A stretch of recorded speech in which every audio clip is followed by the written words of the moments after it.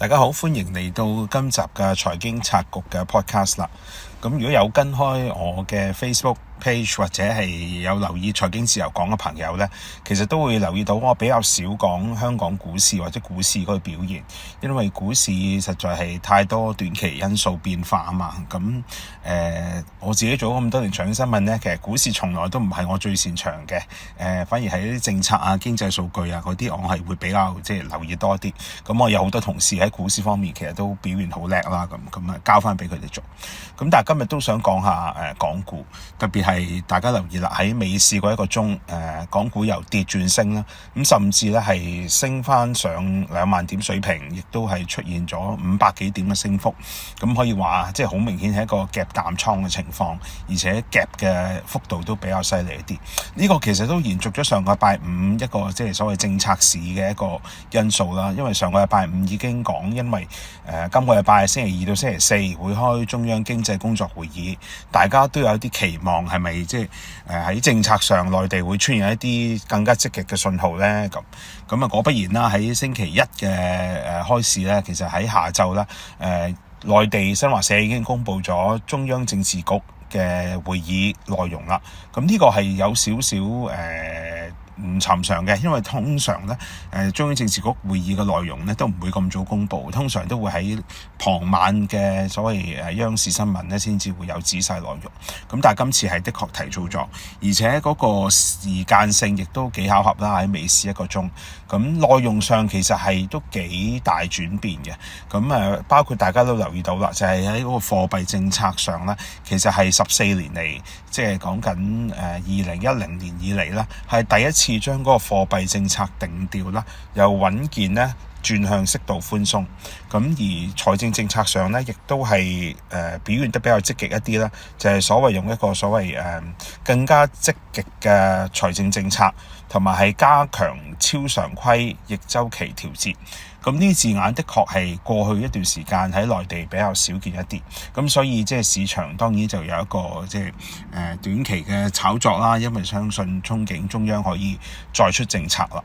咁但係喺貨幣政策上呢，我自己都想再講多少少。其實由今年嘅924，所謂人行釋出咗一套組合拳，其實貨幣政策呢已經係當時我寫文都係咁提，貨幣政策已經去到一個所謂極致嘅寬鬆階段。雖然嗰個言辭上仍然都係當時仲係話穩健，咁但係你由人民銀行行長潘功勝出嚟講，話會幾乎唔包底啦，幾乎只要係托起嗰個股市咧，啲券商或者一啲險資都可以用一個所謂國債用證券啦、股票啦去換一啲高質量嘅國債，係容許你係投入翻股市。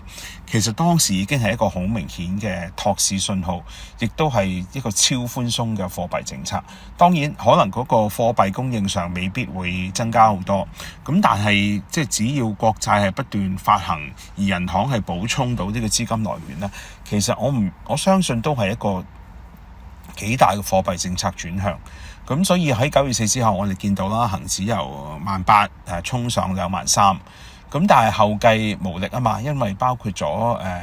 住建部、包括咗財政部出嘅政策措施都係差過預期，咁所以港股又落翻去到23000，落翻輾轉落去2萬，跟住一度落去近18000，咁今日又上翻2萬點水平。咁所以其實所謂適度寬鬆嘅貨幣政策，其實人行仲可以做咩呢？我想問大家，人行可以做嘅貨幣工具，其實來來去去一係就係降準啦，一係咧就係減息啦。咁但係而家呢個時候再降準減息，係咪幫到內地經濟呢？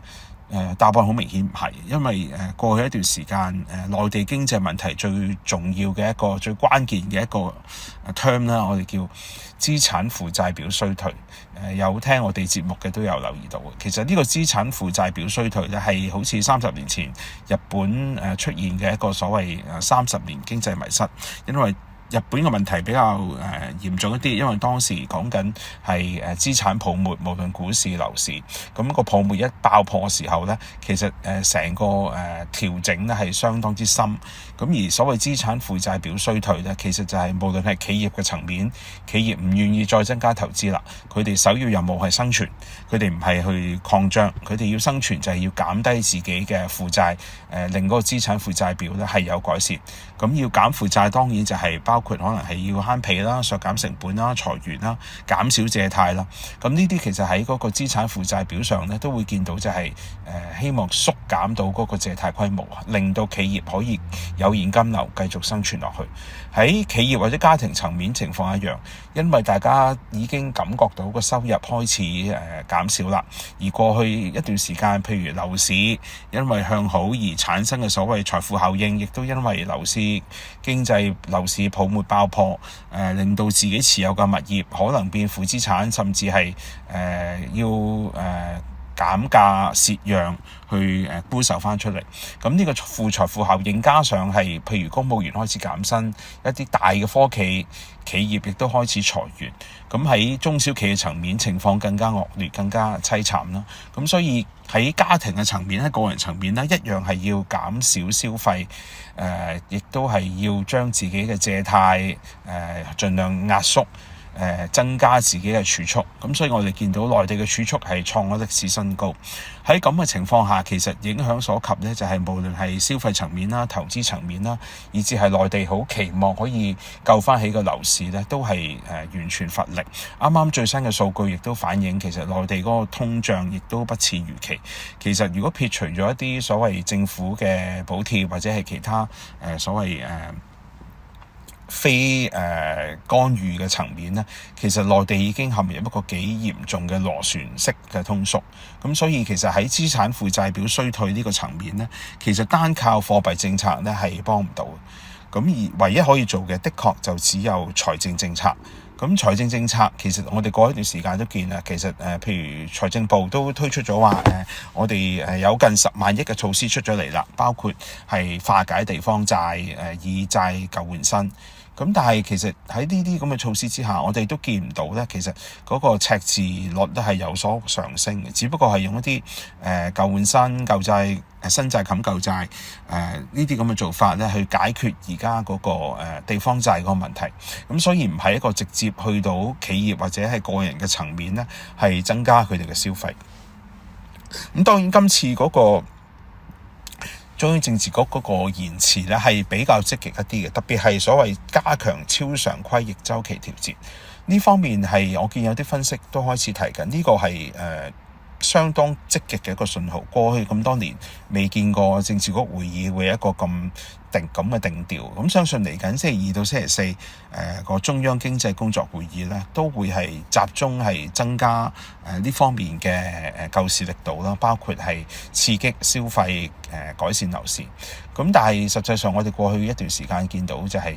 當市場有過高期望嘅時候咧，嗰個政策力度咧又係不似預期。咁而家今次港股由低位上返嚟，係咪真係可以改善到喺基本因素嘅層面係有解決呢？我諗都仲係要啲時間，因為過去一段時間我哋實在試過太多次失望，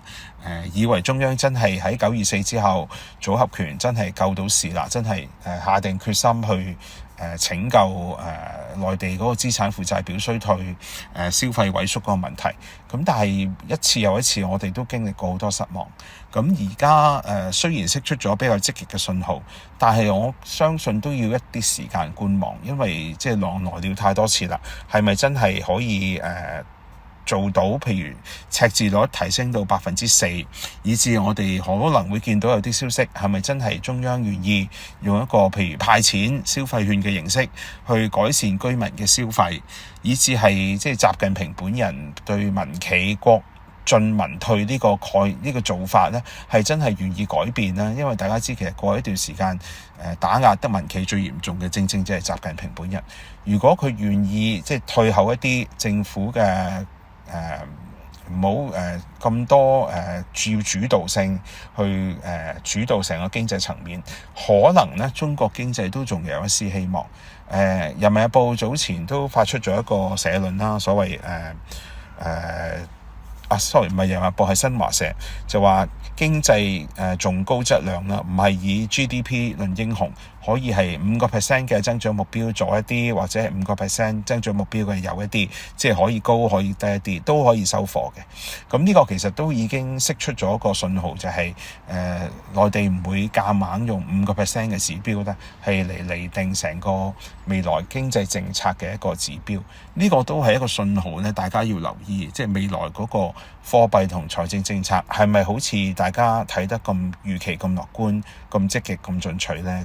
咁當然我啲建議就唔構成即係投資建議啦，即係純粹係希望大家喺無論股市以至係嗰個貨幣市場呢度講多句，人民幣匯率大家都要留意嘅。過去一段時間如果真係加大呢個所謂貨幣政策嘅寬鬆力度咧，其實人民幣反而係一個下跌壓力。我哋見人民幣早前已經去到係7.28對1美元，講緊係年幾嘅低位，甚至乎有啲講法話人民幣會唔會可能好快同港元1對1咧，都變成一個即係平算咧咁。咁呢個可能對香港嗰個無論本地消費，以至係成個經濟結構，以至我同Simon成日講一個貨幣雙軌制都有好大影響。但係呢個係另一個 topic 啦，可能係有機會再講。咁但係即係都係想大家留意住，即係呢啲咁嘅經濟政策層面咧，對股市可能帶嚟嘅影響，喺入市嘅時候咧，大家都要審慎一啲啦。咁呢集分享講到呢度啦，我哋下次再傾，拜拜。